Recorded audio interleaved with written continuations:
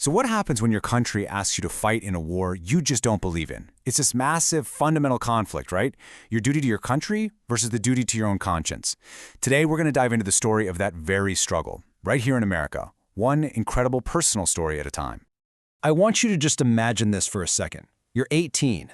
A letter shows up, you've been drafted. Now, this isn't some hypothetical classroom question. For generations of young Americans, this was a life-changing, stop-everything reality. So, what do? Do you go? Do you run? Or is there maybe another way? Well, the people in our story, they chose a third option. One that, you'll see, often took a whole different kind of courage. And that path has a name, conscientious objector, or just CO for short.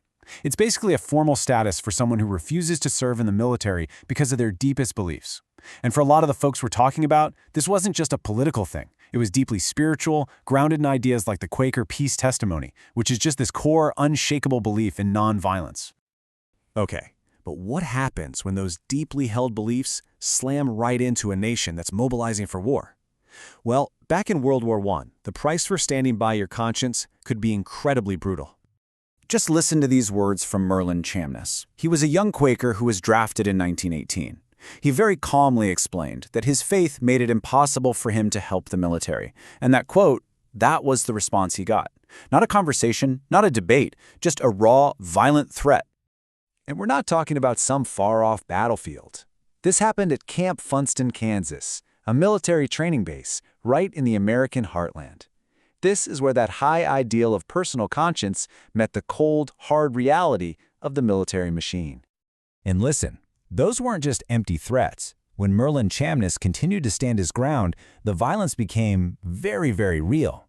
His own words just paint this awful picture of being physically assaulted, all for sticking to his beliefs. This was the price he had to pay. And Merlin Chamness was not alone, not by a long shot. His story, sadly, was part of a pattern. Other COs from that time talked about guards trying to physically force their fingers around the handles of tools, only for them to let them drop. They were beaten, they were brutalized, all in an attempt to just break their will.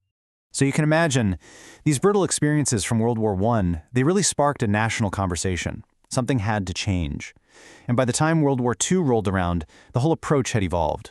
The idea shifted from just refusing to creating a whole new, organized path of alternative service. And this led to something brand new, the Civilian Public Service, or CPS. It was a completely different track. Instead of ending up in military camps, COs can now do work of national importance, and they'd be supervised by civilians, often by their own peace churches. The whole goal changed. It wasn't about winning a war, it was about making a positive, nonviolent contribution to the country. Now let's be clear, this was not an easy way out. The work of national importance was often exhausting and sometimes really dangerous. COs were sent to the places nobody else wanted to go. They became attendants in horribly understaffed mental asylums. They volunteered as human guinea pigs in starvation studies. They even became test subjects for risky new medical treatments. All of it in the name of service. Just take it from John Griffith. He was a CO who chose to work in a mental hospital, and his words really capture the grim reality of it. These guys were thrown into the most neglected corners of the nation, facing a kind of human suffering that's just hard to even imagine. It was a completely different kind of frontline, and it required a massive amount of strength. So after the war, this idea of service, it kept evolving. It kept growing. The next step wasn't about being sent to isolated camps anymore. It was about bringing that spirit of service directly into the heart of communities. And this led to a new, pretty radical idea: the Volunteer Service Mission. The whole philosophy of the Volunteer Service Mission, the VSM, was incredibly proactive. It wasn't just about saying no to war anymore, it was about actively building a world of peace.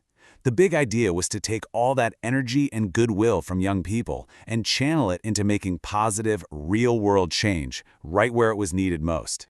And the VSM model was just revolutionary in how simple and profound it was.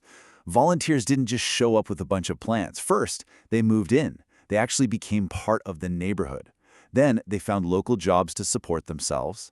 And then they just listened. They got to know the community, its people, its actual problems. And only after all that did they start to partner with their neighbors to find solutions together. And that one little word, with, That distinction is absolutely everything. The VSM wasn't about charity coming in from the outside. It was about solidarity, about becoming a neighbor. This completely changed the game from helping the needy to people working side by side.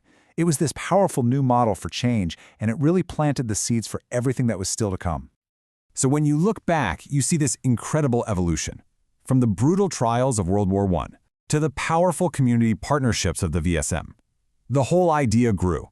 So what's the lasting legacy here?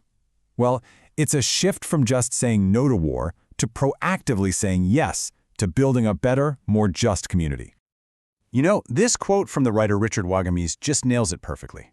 The story of conscientious objection evolved. It grew from Merlin Chamness's deeply personal stand to the community-based solidarity of the VSM. And today, that story is still being written. We see it in the idea of the new conscientious objector, the NewCO. People who take those very same principles and apply them not just to wars overseas, but to the injustices right in their own neighborhoods.